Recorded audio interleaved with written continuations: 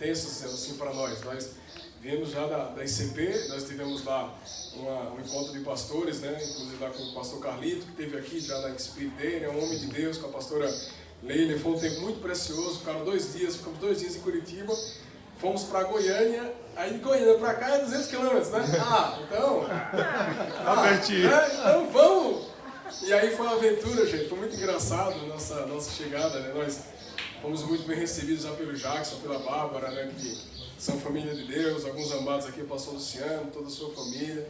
É um povo muito precioso essa casa daqui, pastor Lincoln, que a gente já tem até um desafio juntos, né?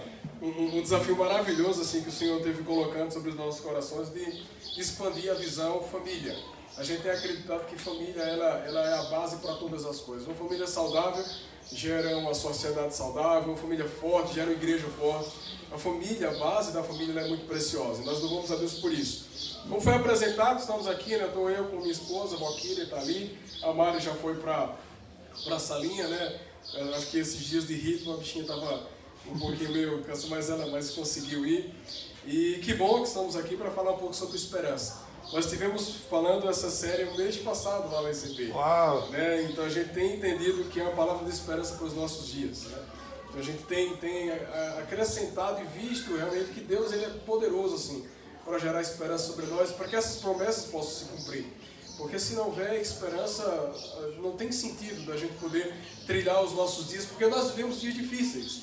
Né? Se a gente for olhar para a mentalidade humana e para as situações e circunstâncias humanas, as situações são contraditórias. Né? Então, a gente precisa ter essa esperança de investimento e a gente poder viver um tempo precioso sobre nós. Essa série é a série da Rede Inspire, de igrejas que estão credenciadas, é um projeto do coração de Deus, lá sobre a igreja de São José dos Campos. Que honra também nesse encontro maravilhoso aqui.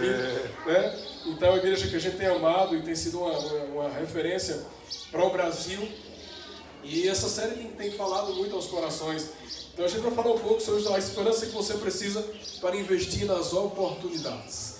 Gente, eu vou tentar até ser bem prático mesmo. Se talvez você não entender alguma palavra que eu falar, né, que a gente tem, cada um parece que tem um dialeto, né, entre as cidades do Brasil. Mas eu vou tentar ser bem prático assim, para a gente poder compartilhar um pouco. Né? Quando a gente fala de oportunidades, a gente lembra de algumas frases. Né? Já tem um ditado popular que diz que a oportunidade ou a ocasião ela faz um ladrão. Vocês já ouviram esse detalhe, mas eu queria tentar transcrever para algumas coisas que a oportunidade revela o coração. É totalmente diferente, porque Deus ele é um Deus de oportunidades. Já tem outro ditado que diz que a oportunidade é um cavalo selado, que ele passa uma vez e a gente precisa estar atento para montar nele e ir embora.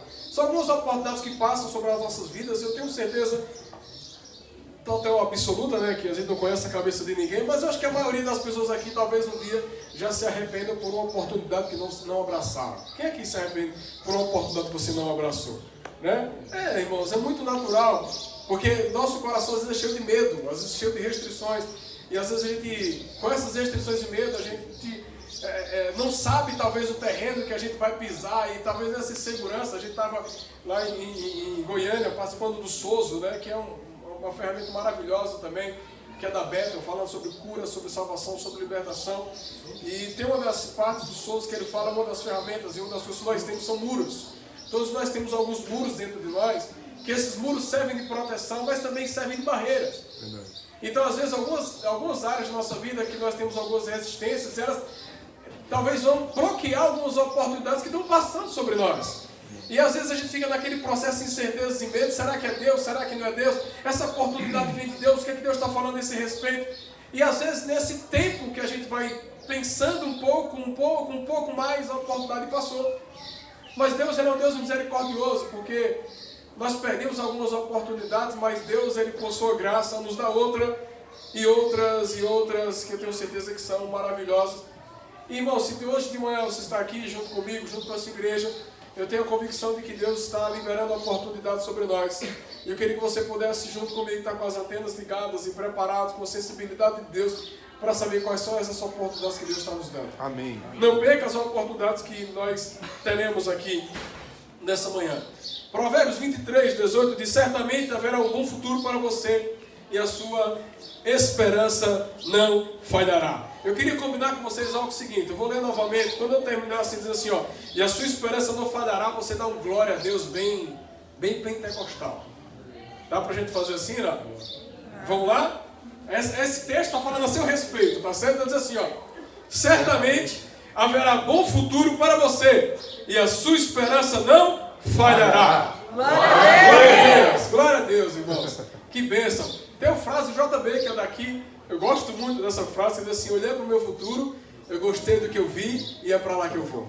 Gente, é muito legal isso, porque nós temos que ter essa esperança de que os nossos dias que virão serão muito melhores do que aquilo que a gente já viveu. Nós não estamos desqualificando o dia que nós vivemos, porque todos os nossos dias têm a sua própria história.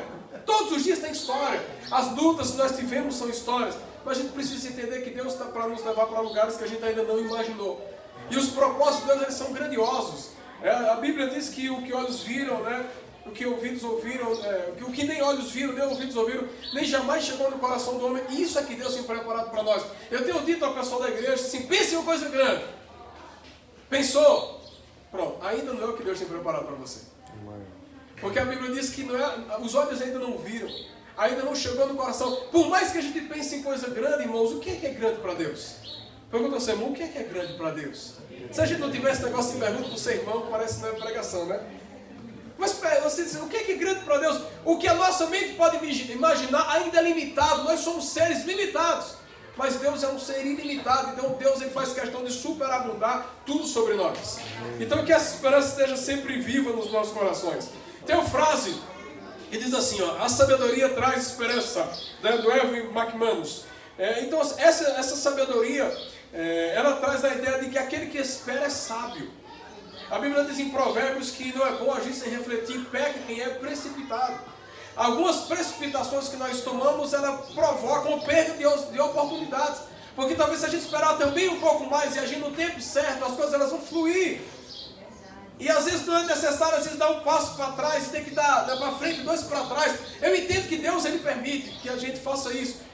Porque, como alguns pregadores dizem que existe um arco que para poder a flecha ir mais longe, o arqueiro tem que puxar para trás. E quanto mais pressão ele coloca para trás, mais pressão ela vai seguir para frente. Então existe fases que a gente vai sim dar um passo para trás, mas que esse passo para trás seja Deus nos direcionando. Amém. E não seja nós nos direcionando. Então, essa esperança, essa sabedoria de esperar o tempo certo, ela vai gerar esperança sobre nós. E a esperança ela acontece no tempo certo, porque a esperança adiada, a Bíblia também diz que traz tristeza. Mas Deus ele tem coisas para nós maravilhosas. Então, o fim da esperança é o começo da morte, já diz o general Charles de Gaulle. Então, essa esperança ela tem que estar viva sempre em nós. Tem eu sempre gosto de uma história, diz que tem alguns teólogos que têm estudado o livro de Apocalipse. E estavam na universidade, gente, eu não sei se isso é real ou se é história, mas eu sei que ela traz um ensinamento. Desde que eu ouvi isso, eu guardei para a minha vida. E diz que esses dois teólogos, cheios de entendimento, olharam, tinha um porteiro dessa escola, dessa universidade. E esses teólogos disseram, não, vamos ver o que é que ele entende. Eles se ensoberbeceram, né? E chegaram para ele e disseram, olha, nós viemos dar uma aula, nós somos doutores na área de escatologia e falando da volta de Cristo e tal. E nós estamos fazendo uma exegese, essas coisas tudo, uma homilética sobre o livro do Apocalipse. E eu queria saber o que é que você entende sobre esse livro do Apocalipse. E diz que o senhorzinho parado olhou para ele e disse assim, Senhor, eu entendo apenas uma coisa. Esse cara, já sabia, né? Tipo, disse assim, que nós vencemos. Aleluia. Glória a Deus. Deixa eu tomar um gole de água aqui. Tem coisa que a gente precisa entender do básico apenas. Eu não estou dizendo que não é para a gente entender e buscar do Senhor e buscar, não. Mas, irmãos, existem experiências que nós vamos ter, que nós precisamos entender o que Deus quer para nós. Aquele homem entendeu que nós vencemos. O livro de Apocalipse é para dizer, ó, você venceu, o Senhor reinará, Ele é triunfante, Ele virá buscar a sua igreja e você vai reinar por Ele. Pronto, essa é a mensagem central. Existe uma vitória liberada sobre nós. Amém. E essa esperança tem que estar cheia do nosso coração. Os caminhos Deus vai estar mostrando, mas o final da história você já conhece. E o final da história é, e todos foram felizes para sempre. O final Deus já escreveu, os processos é que a gente precisa estar vivendo, mas Deus já escreveu, e a nossa história é uma história de vitória. Deus ele tem isso para todos nós. A Bíblia diz, Romanos 12:2, alegre-se na esperança Sejam pacientes na tribulação e perseverem na oração. Quem aqui já orou a Deus para pedir paciência? Você já orou? Sabe o que é que Deus vai mandar para você? Tribulação. Vem, irmãos. Quem aqui já orou a Deus pedindo fé? Vai vir coisas impossíveis. Vão vir crises, processos, traumas, dores, percas. Porque, irmão, a fé, ela nasce nesse ambiente. E a paciência nasce no ambiente da tribulação. E a esperança nasce no ambiente da adversidade. Aleluia. Porque a gente precisa olhar, a gente lá na igreja, lá do lado da igreja tem um terreno assim bem grande também, que já existe um projeto chamado Parque das Pedras. Vai ser um parque ambiental, o pessoal correr e tal. E a gente tá, desde que a gente chegou lá no bairro, Deus é muito bom, né? Porque era um bairro que estava meio que abandonado, então Deus já mandou, então começou calçando algumas ruas, abriu um acesso de um viaduto, algumas empresas grandes começaram chegando lá, e está chegando empresa agora bem gigante, que fez um trato lá com a prefeitura para que na redução de impostos essa empresa venha e calce algumas ruas do bairro ao redor. E um dos processos era que também a prefeitura iria estar viabilizando esse processo, desse projeto que já está lá, o Parque das Pedras, que há muito tempo já foi liberado e não foi feito. E a gente estava esses dias na igreja, e a gente estava sempre ministrando, aí Valquíria, minha esposa, passa, aí olhando assim, menino, sai daí, menino, só tem mato lá. Mato e pedra. Menino, sai daí, o balanço, não sei o que. Não, ei, vem pra cá, não precisa ficar tanto. Olha a bola. O povo olha assim e diz assim. Não tem ninguém lá. É só mato, é sujeira. Mas, irmãos, existe fé, existe esperança de que as coisas vão acontecer. Amém. E a esperança era contagiante, porque esses dias a gente estava lá com um dos nossos líderes, né, Everaldo, que é o vice-presidente da igreja, ele estava olhando assim, menino, vem embora, menino. Outro doido já ficou na igreja. A esperança vai provocar em nós enxergarmos algumas coisas que a gente ainda não está vendo, ela anda muito junto com a fé. Essa esperança tem que estar acesa no nosso coração de que tudo vai dar certo. Isso é que vai dar fôlego para a nossa vida, mesmo que as circunstâncias sejam contrárias. Sejam alegres na esperança. Amém. Não é esperar com tristeza, não é esperar com abatimento, é esperar alegre. Eu sei que esperar é ruim, irmão. Eu não gosto muitas vezes de estar esperando, né? Mas a gente tem que esperar. Nesses devocionais que vai estar tendo sobre a família no próximo ano, tem um deles que a gente fala sobre isso.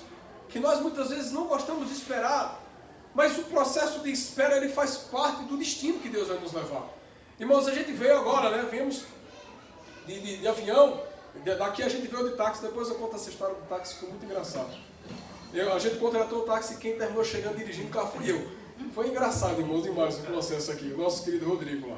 Então, nessa detalhe a gente vai e a gente tem que chegar lá no aeroporto, o pessoal lá, voo internacional 2 horas antes, 3 horas, dependendo do caso, 1 hora antes. Aí você pergunta, você fica lá 1 hora antes e ninguém chama, você fica lá sentado, esperando a boa vontade deles para poder você entrar no avião e sair. Só que por que a gente espera? Porque a gente quer chegar no destino final. Não adianta a gente querer, eu não sei se dá piti, dá piti? Uhum. Não adianta a gente dar piti. Você sabe voar? Então espera. Porque esse período vai chegar, a gente tem que ter esperança de alegria. Tem que estar lá, não, é 1 hora, 2 horas, beleza. Eu brinquei muito agora, o pastor Everaldo está na Austrália, né? Foi agora pegar a Raíssa lá, e a gente estava brincando com a pastora Neide, e estava falando que o processo lá dava quase 26 horas de voo, né? Ia sair daqui de Curitiba, ia para Buenos Aires, ia esperar, depois ia para Nova Zelândia, depois... Eu sei que ia ser um tempão. E a gente conversando assim, a pastora Neide, não gosto, é muito tempo dentro do avião, e ela estava ficando agitada, e o apóstolo disse, calma, Neide. O avião é diferente, é grande. É como se você estivesse num apartamento que você não pode sair dele. Eu não acredito! Gente, se alegre na esperança. Porque tem um destino final que nós vamos viver, e esse destino precisa de tempo para que as coisas possam se cumprir. Amém. E quando a gente entende o tempo, a gente chega no destino. Se a gente for precipitado nesse tempo, a gente não vai chegar no destino. Então, sejam alegres. Sejam alegres. Então nós precisamos de esperança para investir, gente, em novos planos e projetos para a nossa vida, para a sua vida e para a minha vida. Novos planos e novos projetos. Isaías 43, versículo 19 diz, vejam, eu estou fazendo uma coisa nova. Ela já está surgindo. Gente, o que é novo para Deus? Deus já sabe de tudo. Deus já projeta tudo. Só que Deus faz questão de dizer assim, ó, isso não é novo para mim, mas isso vai ser novo para você. E eu faço questão de dizer a você que eu estou fazendo coisas novas sobre a sua vida. Deus, ele é um Deus criativo. Deus, ele é maravilhoso. Deus é criativo. Deus é inspirador. Então, quando a gente começa pensando sobre nosso futuro, nós precisamos estar aqui hoje pensando em coisas novas. A nossa mente precisa estar em movimento. Tem uma frase, eu acho que é do Bill Johnson, diz que Deus, eu até anotei, diz que Deus ele não é estático, né? Deus está sempre em movimento. Então Deus ele está agindo, Deus está fluindo, então eu não posso parar, o meu futuro depende disso. Outra frase de Bill Johnson, ele fala sobre as sementes, ele diz assim, que quando eu não semeio, eu estou matando o meu futuro. Porque as nossas sementes são para o futuro, nós oramos aqui para as crianças. Essas crianças são sementes de uma geração que estão sendo ministradas o tempo todo. E a gente só ora porque a gente tem esperança que Deus vai fazer coisas poderosas na vida deles. Amém. Então essa esperança motiva o nosso coração para orar. Então quando Deus ele traz esse entendimento para nós estamos precisando buscar sempre sobre nossos planos e projetos. O pastor Lincoln falou aqui, nós estamos fechando um ciclo de 10 anos aqui. E eu até coloquei hoje lá na igreja, o pastor vai estar com arte lá, e a pergunta o que é que você está pensando para os seus próximos 10 anos? Não, pastor, Deus aqui contou a minha vida, o que Ele quiser eu estou querendo. Irmãos, eu não duvido disso. Eu não duvido disso. Mas eu creio que quando nós projetamos e pensamos em Deus, a Bíblia diz que o Senhor tem prazer em realizar o desejo do nosso coração se nós estivermos nos agradando dEle. Amém. Assim é que a Bíblia diz. Então, o que é que nós estamos pensando? Nós temos motivo para agradecer ao Senhor por esses 10 anos? Todos nós, quem aqui teve luta nos últimos 10 anos, gente? Quem teve muita luta, levanta as duas mãos. Quem teve muita luta, não precisa ficar de pé não. Gente, quanta luta nós passamos, mas como aquele homenzinho lá, nós vencemos. Nós estamos aqui hoje contando um testemunho, celebrando a Deus, é porque existe uma história que nós passamos, e nós vencemos, mas a nossa vida não se limita ao que a gente passou. Nós podemos pensar agora que existe um novo futuro para nós, um novo plano, um novo projeto. O que é que Deus tem preparado para você? Pastor, eu não sei, eu tenho certeza que se você orar, Deus vai revelar a você. Porque a Bíblia diz que Deus tem prazer de revelar tudo aos seus pequeninos. O coração de Deus está disponível para nós. Amém. Gente, eu gosto do texto, Jeremias 33:3, ele é perfeito, diz, clama a mim e responder-te-ei. Só que não para por aí. A gente clama e ele responde. No processo de falar e responder, ele só vai responder o que eu perguntar, não é assim? Sim. Clama a mim e eu responder-te-ei. Só que o texto não para, diz assim, e eu anunciar-te-ei coisas grandes e ocultas que vocês ainda não sabem. Amém. Então a oração vai nos levar a esse lugar de descobrir o coração de Deus sobre coisas que nós ainda não sabemos, mas que Ele está disponível para nos dizer. Amém. Deus está disponível para dizer. Ou seja, a gente vai clamar e Deus vai responder nossas orações. Mas Ele tem um futuro preparado para nós de coisas novas e planos novos. E a gente precisa tocar o coração de Deus para que isso possa acontecer. A oportunidade vai revelar o coração. Apocalipse 21:5 diz, aquele que estava sentado no trono disse, eu estou fazendo novas todas as coisas. E acrescentou, escreva isso, porque essas palavras são verdadeiras e dignas de confiança. Deus é maravilhoso. Deus é maravilhoso. Porque Deus ele é tão convicto do que Ele faz, que diz assim, eu estou fazendo, escreva, porque você vai ver que vai se cumprir. Amém. A gente tem, esse hábito é maravilhoso, irmãos, eu não tinha esse hábito. Né? Escreva o que Deus está falando sobre você. Anote datas, porque você vai ver que as coisas vão se cumprindo. Eu estar aqui hoje é um processo de Deus, coisas que Deus prometeu lá atrás. Eu nunca imaginava que Deus ia fazer o que está fazendo. E eu sei que ainda é pouco para o que Ele pode fazer. A gente sabe que Deus ele tem coisas maravilhosas sobre todos nós. Mas anota. Esses dias a gente teve no Café do Pastor no mês passado. A gente veio de Santa Catarina e a gente estava lá com o apóstolo Elian e o pastor Michael Balacho. Né? Lá de Curitiba, a gente tomando café da manhã. E aí depois do café o pastor Michael disse assim, Deus está me dando uma palavra a respeito do Nordeste. E aí, acho que foi o Elian, que é sempre o tenor, pegou e disse, vamos gravar. Aí eu disse, peraí, eu vou gravar. Libera. Irmãos, por quê? Porque depois eu fiquei digerindo que Deus estava falando a respeito da minha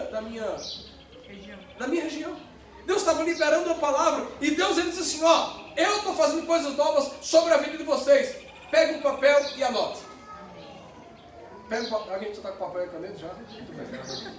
Pega um papel e anota. É porque não tinha essa tecnologia. Mas se fosse hoje, eu disse assim, transmite aí pelo YouTube, pelo Face, e grava em seu coração. Anota o que Deus está fazendo, Ele está fazendo coisas novas sobre nós. Existem chaves que elas vão girando no tempo certo, e Deus Ele vai estabelecendo ciclos e etapas e processos. Então, a gente venceu aqui, Ele dá um baixo, já abre uma nova porta sobre nós, e Ele vai liberando novos projetos e novos planos, novos para nós. Mas a Bíblia diz que os nossos dias já estavam escritos antes que nenhum deles ainda houvesse. Amém. É novo para nós, mas Deus já sabia o que você iria viver. Amém. Rick Warren diz o seguinte: nem todo sonho que você tiver vai se realizar. Mas toda grande obra que você concretizar, ela terá sido precedida de um sonho que você não desistiu. Uau. Gente, é maravilhoso isso aqui. E eu tava, esse ponto 2, eu vou contar a história aqui com vocês. Recomeços após derrotas pontuais. Aconteceu, não foi do jeito que aconteceu.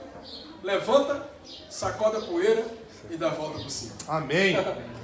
Já diz aquela profecia. Inspiração da Bíblia. Levanta. A Bíblia diz, né?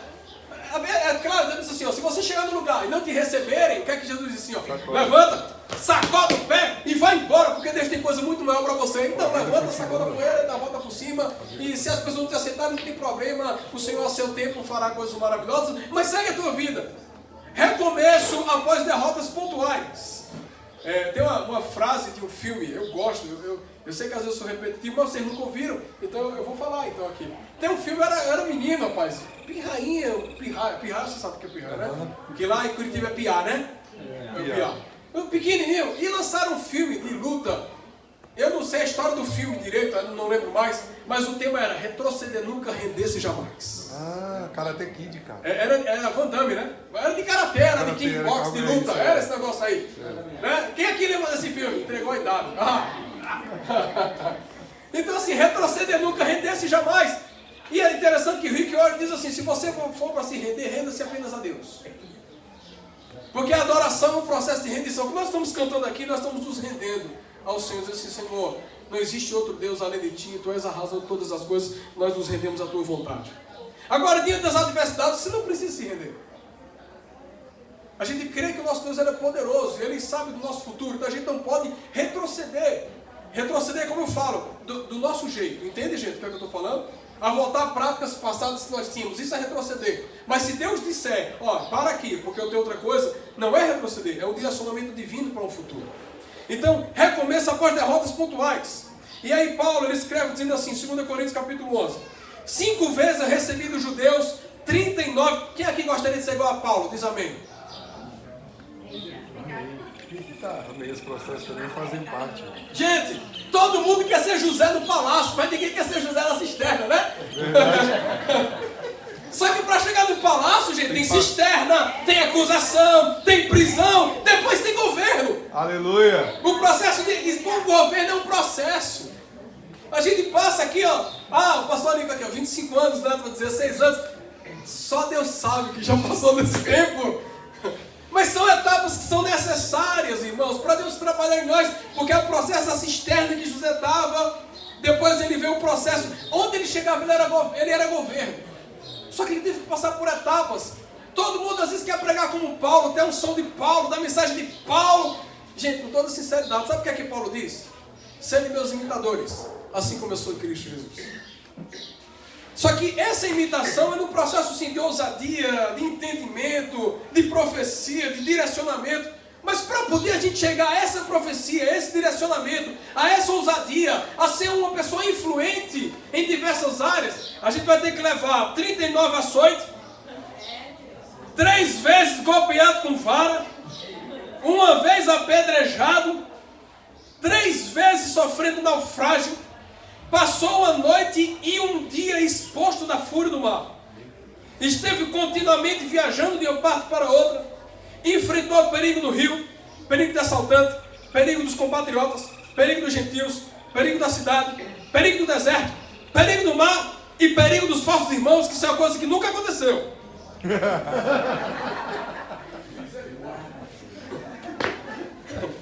Gente, Paulo passou por tudo isso. Mas o que é que Paulo fala nos seus últimos dias?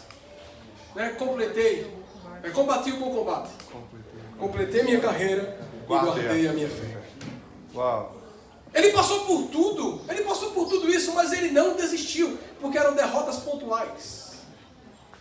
Uma das coisas mais complicadas que eu vejo no contexto de Paulo é que a Bíblia diz que Paulo vinha no naufrágio, né, em Atos capítulo 19, se não me engano, 18, 19, e diz que ele enfrentou um vento chamado Euraquilão, que uma tradução diz que é Nordeste. Olha.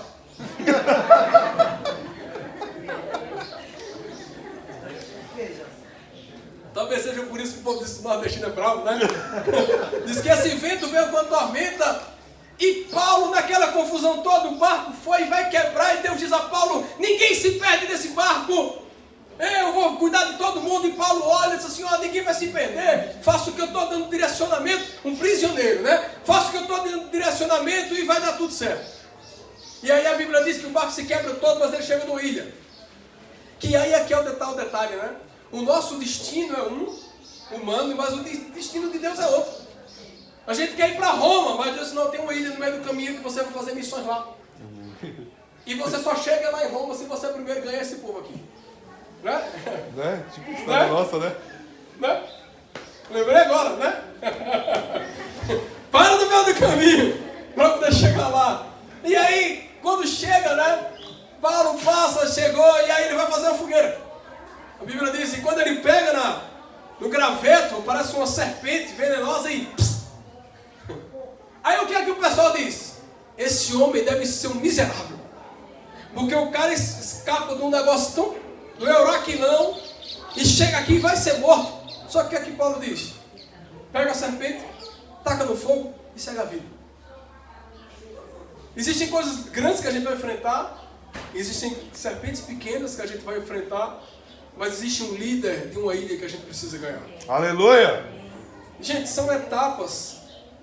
Talvez ele poderia dizer: olha, vê que derrota, fui naufrágio, mas ele não parou. O que é que talvez tenha parado você? Algum Euraquilão já apareceu na sua vida? Eu sempre gosto de dizer que, pelo menos na Bíblia, todas as tempestades que eu li, ninguém pereceu. Ou Jesus estava no barco, ou Jesus vinha andando sobre as águas, ou Jesus liberava uma palavra, deu tudo certo. Toda tempestade ela é temporária. Todas as derrotas elas podem ser pontuais, porque a nossa história no final vai dar tudo certo.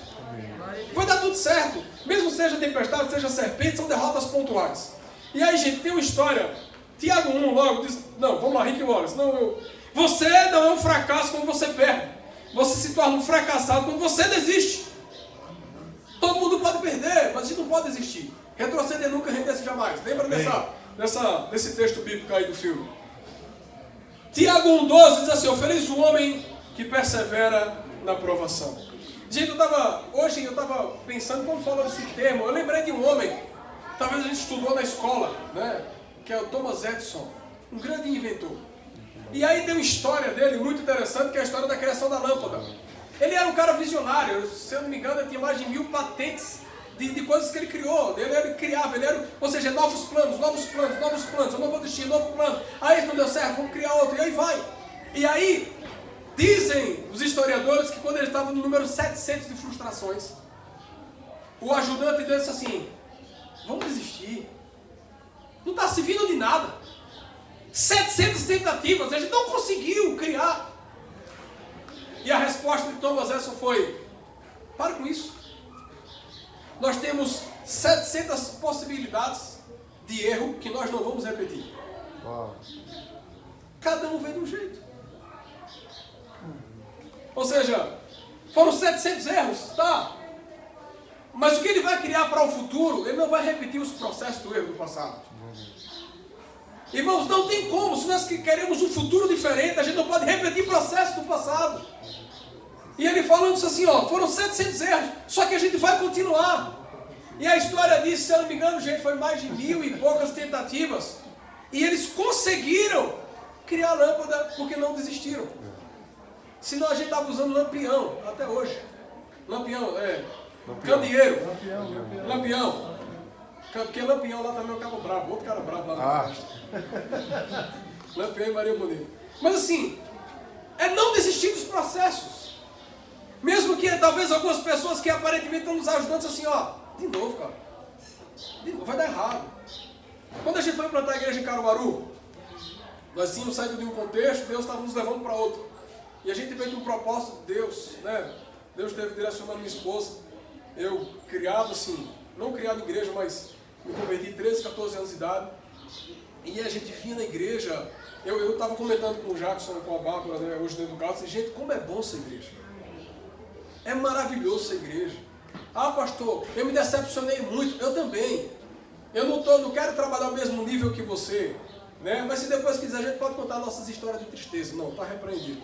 Mas a igreja foi o lugar onde eu mais me decepcionei, gente. Mas me decepcionei. Mas também a igreja foi o lugar onde eu mais fui restaurado. Amém. Ou seja, nós só somos o que somos porque nós habitamos em família. E aí a gente tinha vivido isso e no processo da gente dar direcionamento, não, ficar em casa um período para Deus dar um direcionamento do que é que Ele quer. E aí eu comecei entrando em parafuso, que eu dei, Deus do céu, eu ia para a igreja direto e eu ficar em casa, irmão, isso aí era uma... E eu comecei entrando assim, não, Deus, é o que o Senhor quer e tal. E aí depois de 100 dias, nós em casa, Deus nos deu um direcionamento. E aí a gente se aproximou do apóstolo Everaldo, lá de Curitiba, e aí Deus começou a fazer um novo processo. E aí nós conversamos e nós fomos nos alinhando e vamos iniciar a igreja. Ok. Até porque a igreja não abre, a igreja nasce, né? E quando a gente estava lá, e eu disse assim, Deus, apesar de ser co-pastor já antes, eu disse assim, Deus, eu não sei o que vai acontecer. Eu não sei como cuidar da igreja. Eu disse a Deus, eu não sei o que eu devo fazer. E, irmãos, Deus falou tremendamente ao meu coração. E vai encaixar bem isso aqui. Deus disse a mim assim, você pode não saber o que fazer, mas o que não fazer você já sabe. Não repita os erros.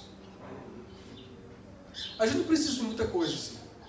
A gente precisa só não repetir as nossas falhas.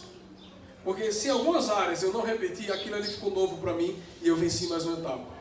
Se em alguma área eu não repeti, aquilo virou novo. Ou seja, os nossos fracassos eles vão seguir e vão ser um direcionamento de algo que Deus está dizendo para nós. O futuro ele é perfeito, ele é maravilhoso. Agora não repita os processos do passado. As suas derrotas, elas têm que ser olhadas e têm que gerar esperança para você de algo que você vai vencer grandioso. Mas não pode gerar para você um sentimento de que você é um fracassado. Mas que, irmãos, vamos pensar o seguinte, o que foi a morte de Cristo? Hoje a gente diz que é vitória, não é assim? Mas naquele momento era derrota. A morte de Cristo para os discípulos foi uma derrota. Ah, mas tinha uma palavra empenhada? Tinha, mas foi uma derrota, porque eles ficaram incubados.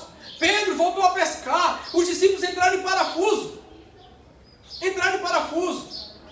Porque eles achavam que a coisa não ia se cumprir. A morte foi a maior tragédia que poderia acontecer. A morte era o maior símbolo de derrota. E Jesus foi humilhado no madeiro como um símbolo de uma derrota, de uma morte em humilhação. Foi cuspido, bateram nele, fizeram tudo lá. Então talvez algumas pessoas dizem assim, olha o derrotado. Mas eu gosto da Bíblia, irmãos, que tem um texto bíblico que diz assim, ó, se nós morrermos com ele, também nós ressuscitaremos com ele. Aleluia. Irmãos, Deus ele é maravilhoso. Essa morte pode ser uma derrota temporária, que pode ter alguma coisa que esteja morrendo. Mas Deus ele está ao mesmo tempo nos dando a esperança que a gente possa ver algo sobrenatural maior do que Deus está preparando. Amém. As pessoas ao nosso redor podem tentar dizer assim, morreu.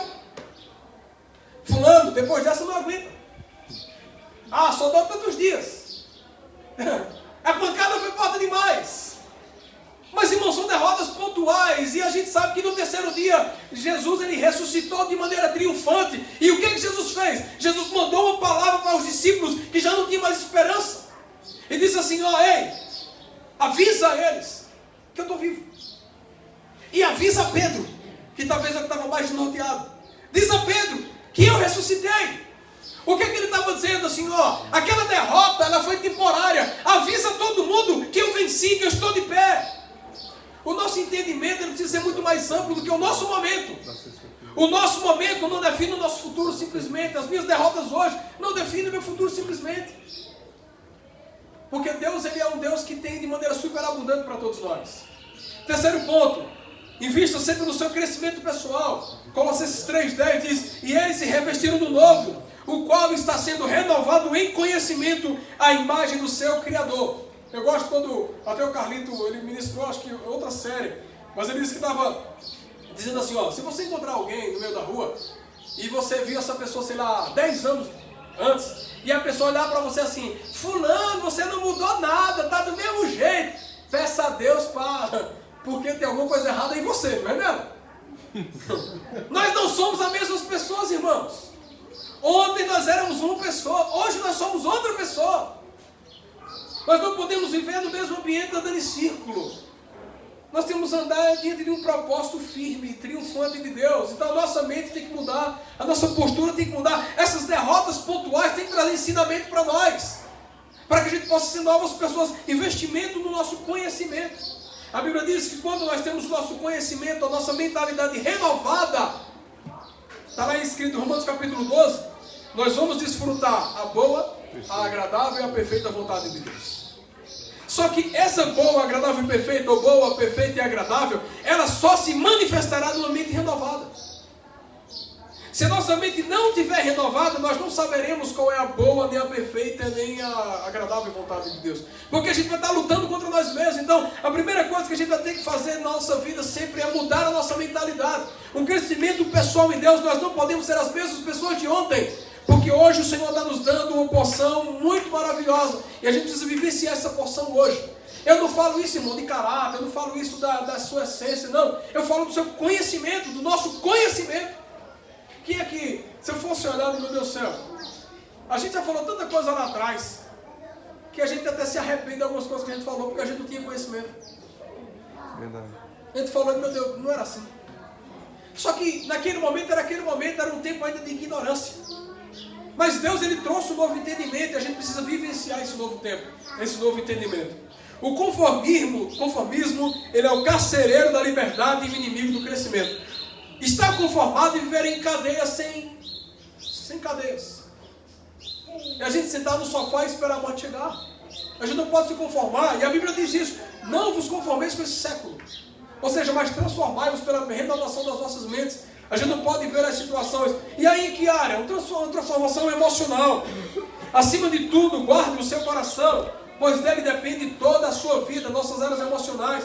Muitas vezes, meus queridos, nós não desfrutamos de algumas coisas espirituais porque nós estamos aprisionados emocionalmente. Existem algumas coisas que precisam sarar no nosso coração para a gente poder desfrutar algumas profundidades de Deus.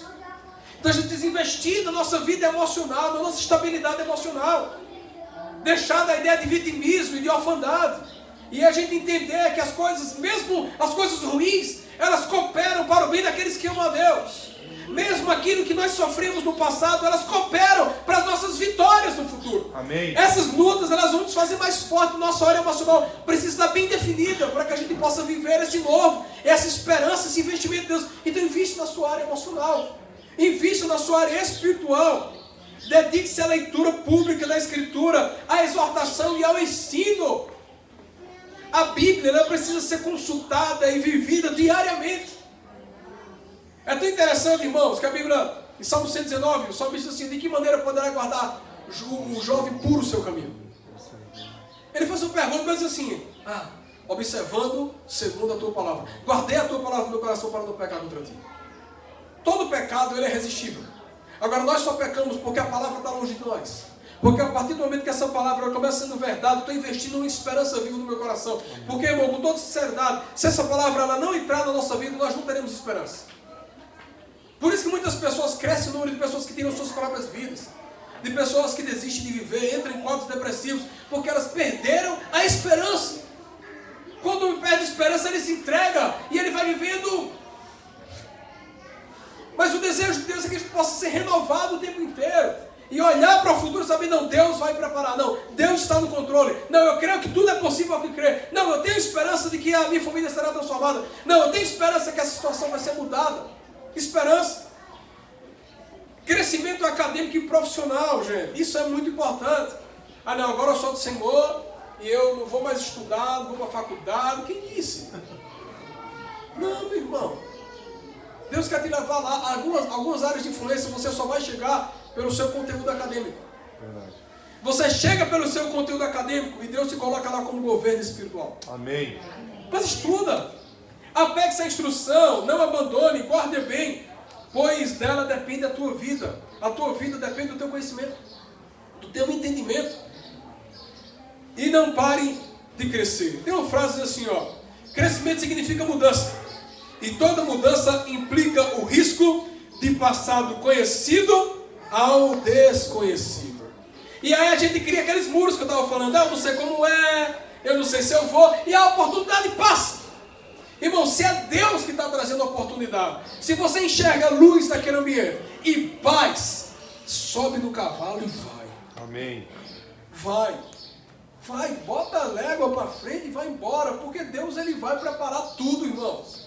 Com Abraão, Deus deu uma oportunidade. Deus disse assim: ei, sai da tua terra, da tua parentela e vai para onde eu te mostrar. Sim, para onde? Hoje a gente talvez quisesse fazer um questionário com Deus. Sim, Deus. Para onde?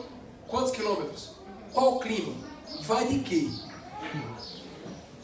Vou viver como lá? Né, gente? Só que Deus diz assim, ó, vai. Irmãos, a nossa função não é questionar, é só obedecer. Amém. Só obedecer. Busca pela cura pessoal. Jeremias 33:6. Todavia trarei restauração e cura para ela. Eu curarei o meu povo e darei muita prosperidade e segurança. Se tem um povo nessa terra que tem que ser curado, é o Filho de Deus. Porque como é que nós vamos ministrar cura às nações se nós ainda estivermos doentes? Então Deus tem cura para nós. Deus está completamente interessado em sua cura. Mateus 20:34 diz: Jesus teve compaixão deles e tocou nos seus olhos. Imediatamente eles recuperaram a visão e seguiram.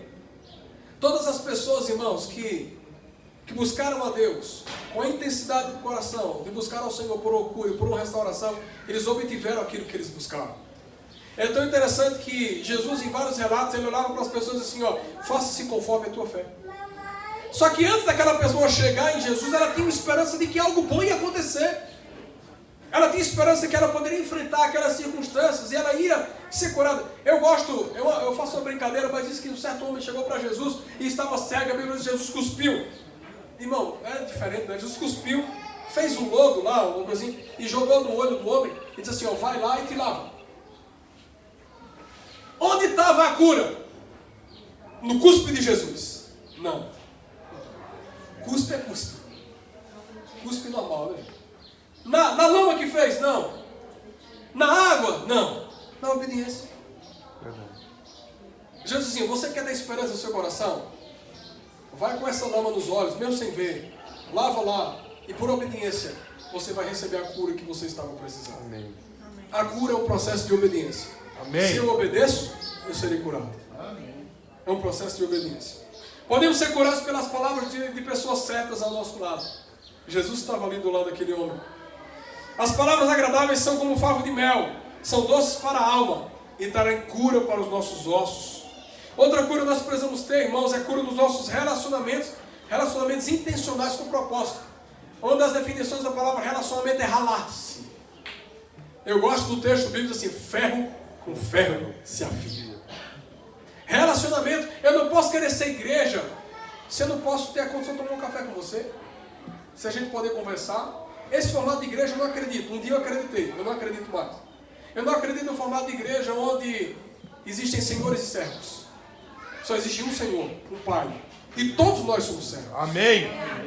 Só existe isso. Relacionamento é sentar, tomar um café. Lá a gente não comeu não. Lá óleo de piqui na galinhada. Né? Que foi até interessante. A gente jogar a fruta, minha esposa até mordendo. Mas ela também que não mordeu. Ainda não, tinha de espinho, né? Deus deu um livramento. Amém. Glória a Deus. Mas relacionamentos, de que adianta nós temos as coisas se a gente não pode ter pessoas ao nosso redor? Relacionamentos, Deus ele faz relacionamentos. Eu estava falando com os meninos do carro que durante muito tempo da minha vida eu tinha pontes que achavam que eram alianças. Mas não são. Alianças são diferentes de pontes. As pontes nós podemos ter com várias pessoas, que são relacionamentos temporários. A gente vai para um lado, depois vai para o outro. Mas as alianças são aquelas que a gente senta na mesa, a gente conversa e compartilha o coração. Então tem muitas pontes que muitas vezes cercam as nossas vidas, mas a gente precisa estar cercado de alianças que são relacionamentos profundos. A quem a gente pode entregar o nosso coração e a quem a gente pode compartilhar o pão. Relacionamentos na área de evangelismo, relacionamentos de reino. Por quê? Porque eu não vou alcançar Brasília. Quem vai alcançar Brasília é o pastor Lincoln. Amém. Eu creio. Quem vai alcançar Caruaru? Sou eu. Eu não estou lá? Irmãos, a gente pode sim criar uma aliança de reino de Deus. Amém. Para que essa aliança eu possa ter o coração do pastor Lincoln, o pastor Lincoln possa ter o meu coração, Amém. cada um dos nossos irmãos possam ter o coração uns dos outros, e aí a gente vai vivendo como família de Deus. Amém. E a Bíblia diz, irmãos, que quando há unidade, ali o Senhor ordena a sua bênção. A gente não corre atrás da bênção, a gente é unido e Deus ele derrama a bênção dele nessa unidade. Amém. Esse encontro que vai acontecendo, então Deus ele faz tudo com um propósito. Seja para evangelismo, seja para serviço social, seja relacionamentos profissionais. Hoje a Bíblia fala de unidade e hoje as pessoas estão querendo dar o nome de networking. Relacionamentos afetivos, a gente está se ligando. Relacionamentos com crescimento em fé. Eu estava até comentando com os meninos aqui. A gente escuta a palavra de tanto canto. Só que a gente precisa dar valor às palavras de Deus ao nosso coração. Se alguém chega com uma palavra com uma semente contrária sobre nós, o que é que a gente faz? Ah, tá bom. Falou, beleza. Tchau. Acabou. Tchau. Acabou lá. Não dá ouvido. Alguns sabem são lançados. Agora, se alguém chega com uma palavra direcionada de Deus ao seu coração, se apega a essa palavra. Porque tem pessoas que estão ao nosso redor, que elas têm esse entendimento e podem cooperar com a nossa fé. Crescimento em fé, crescimento em comunhão. Isso aqui, irmãos, é essencial. A gente sempre tem falado. Todo um homem, toda mulher que quer provar de Deus, ele precisa estar numa igreja. Não existe isso de meu pastor é Jesus. Isso se chama rebelião e feitiçaria. Porque se eu não consigo me submeter aos homens, eu nunca vou ter entendimento do que é a Trindade. Interessante, a gente estava falando ontem, estou encerrando, sei que meu tempo já está piscando ali, já passou. Meu irmão, eu vim tão longe. Mas assim, obrigado, meu querido. E aí estava falando sobre essa ideia de família. Porque Deus, para manifestar a família, Deus ele fez o Pai, o Filho e o Espírito um. Uma trindade que foi completa. Então, o que a gente estava compartilhando até no Souza ontem é que a maior manifestação de Deus nessa terra é a família. Porque dentro da família existe uma unidade. Por isso que a Bíblia diz que aquele que é rebelde, ele anda no deserto, ele anda na rebelião, ele anda longe da família. Mas a Bíblia diz que o Senhor tem uma casa para o órfão. O Senhor tem, então aquele que quer andar só, ele está sendo rebelde, ele está sendo cheio de traumas, ele não está em derrotas passageiras, ele está inundado no mar de derrotas. Mas quando a gente entende o que é viver em crescimento em unidade, a gente abre mão dos orgulhos, e aí a gente senta na mesma mesa, talvez para comer algo que talvez a gente nem goste tanto. A gente abre mão muitas vezes de nós, para poder também aliar-se ao coração do outro. E aí a gente vai sendo igreja de unidade. Eu vi que teve até um cafezinho antes ainda, foi? Isso é bom demais, irmãos. A gente não só consegue fazer relacionamento, vem para a igreja e cada um vai embora, não. O cafezinho é maravilhoso. Maravilhoso. Eu vi que Coca-Cola também nem tanto, mas faz parte, irmãos, da gente poder compartilhar o coração com os nossos irmãos. Eu não sei aqui se vocês se visitam muito, mas façam isso. É muito bom. Liga para o teu irmão e diz assim, tem o que para comer aí? E vai lá. Né? É nem porque tem protocolo a gente tem que desconhecido, não é assim? É verdade. O irmão, a gente chega, já fui lá na casa de Jackson, achei que comeu pizza, já estou na casa do outro irmão, não sei nem quem ele é, mas já estou na casa dele, é um de Deus, né? É Tiago, né? Tiago. Né? Deus abençoe tremendamente Tiago, a gente vai se conhecer. Eu conheci a casa do Tiago antes de conhecer o Tiago. Salmo 71, 14. Mas eu sempre terei esperança e eu te louvarei cada vez mais. Enquanto existe vida, existe esperança. Eu quero orar por isso, irmãos, nessa manhã. Eu quero orar por esperança. Eu sei que a nossa vida ela não está atrelada à cultura desse mundo, né? A Bíblia diz que assim seja na terra como é no céu. E no céu é um lugar de esperança, no céu é um lugar de alegria, no céu é um lugar de novidades, no céu é um lugar de abundância, no céu é um lugar de verdade. Deus ele é poderoso. E eu quero orar nesse sentido assim, para que eu não sei se o teu coração está totalmente pleno nesse entendimento, mas está acabando o ano, talvez muitos não conquistaram ainda o que tinham pensado, ou muitos não chegaram no objetivo que tinham projetado no começo do ano. Irmãos, eu tenho entendimento, eu não quero dar um direcionamento e dizer a você que até o dia 31, tudo que não aconteceu vai acontecer, porque eu não sei o que é que Deus tem. Eu sei o seguinte, que vai acontecer o que Deus já projetou para você para que acontecesse. Não tem essa ideia. Deus, dia 31 é a nossa data, irmãos. Mas Deus, ele é atemporal. Dia 31 fecha o nosso ciclo, mas o de Deus não. O de Deus, ele é um ciclo eterno.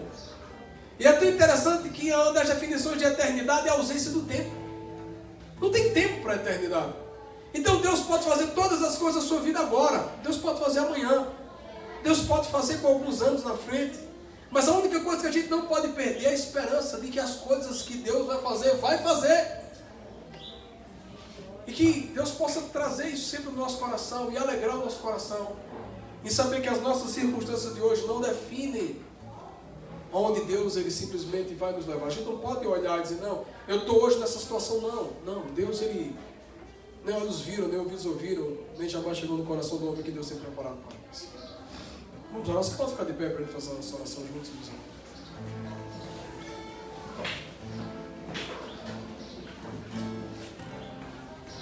Se você puder pegar na mão do seu irmão, por favor, vamos orar juntos. Se você pudesse dizer ao seu irmão assim, eu não desista. E assim, tem muita coisa para acontecer a seu respeito. Diz mesmo assim, tem muita coisa para acontecer a seu respeito. Não desista, e assim, alegre o seu coração em Deus. Alegre o seu coração em Deus. Tudo a seu tempo vai acontecer. Amém? Agora vê, ó, eu falei algumas coisas, eu pedi para você repetir, mas agora eu queria que você dissesse coisas ao seu irmão sobre esperança. Que você agora abrisse seu coração e dissesse palavras de esperança para ele. Você pode fazer isso nessa manhã? Isso, faz isso sim, seja intencional, diz assim, ó, Deus, ele é poderoso para... Fala, irmãos, fala, isso faz parte aí, libera sobre a vida do teu irmão. Diz assim, ó, você crê, eu creio junto com você, a gente está junto nesse propósito. Libera palavras de bênção sobre a vida dele, gente. Essa pessoa que está do seu lado aí, ela vai caminhar com você. Você pode ser um agente de esperança na vida dessa pessoa. Entenda que a palavra liberada, ela vem em todas as áreas. Deus, ele libera. Deus te libera, irmãos. Oh Deus, você é incrível. Deus, nós oramos, Pai, nessa manhã com muita gratidão ao Senhor. Nós te louvamos, ó Deus, porque o Senhor é o Deus que alegra os nossos corações. Porque nós sabemos, ó Deus, que o Senhor já escreveu todos os nossos dias. E nós sabemos, ó Deus, que a tua vontade sobre nós é boa, ela é agradável, ela é perfeita. Nós sabemos que o Senhor é um Pai, é um bom Pai, é um Pai que cuida de nós. E a tua palavra nos diz que se nós que somos maus, não somos capazes, ó Deus, de nosso filho pedir um pão, nós damos uma pedra. Imagina Deus, tu és superabundante, Pai. Nós te louvamos, ó Deus, porque mesmo diante das nossas mentes pequenas, limitadas, o Senhor nos dá uma esperança do céu, ó Deus, que Ele é além dessa cultura, é além desse reino, é além dessa sociedade, é além desse tempo, porque nós, ó Deus, não enxergamos como o mundo enxerga, até porque o Senhor disse também ao nosso respeito, o homem vê o exterior, mas o Senhor vê o coração. O Senhor enxerga de uma maneira diferente, e essa maneira de enxergar coloca sobre nós, que nós possamos sim, Deus, enxergar de uma maneira diferente. Nós possamos, ó Deus, enxergar assim, mesmo em meio a crises, um tempo de oportunidade. Mesmo em meio, ó Deus, a um tempo de ausências, um tempo de oportunidade. Mesmo no ambiente de carências, ó Deus, um tempo de oportunidades. Deus, que a tua igreja esteja sempre atenta ao vento e à nuvem e ao direcionamento do Senhor. Nós abençoamos o teu povo nessa manhã, ó Deus, e com muita alegria, ó Deus, nós sabemos que o Senhor há, Deus, de cumprir, ó Deus, toda a palavra empenhada sobre esse lugar, sobre essa igreja. Nós dizemos sim, nós dizemos amém, nós louvamos o teu nome, porque nós sabemos, ó Deus, que o Senhor tem coisas maravilhosas, o Senhor fará tudo a teu tempo. Que nós possamos estar apenas preparados, com o nosso coração pronto, para que quando o Senhor disser sim, nós possamos dizer amém. Que assim seja sobre nós. Obrigado por tudo, Pai, em nome de Jesus. Amém.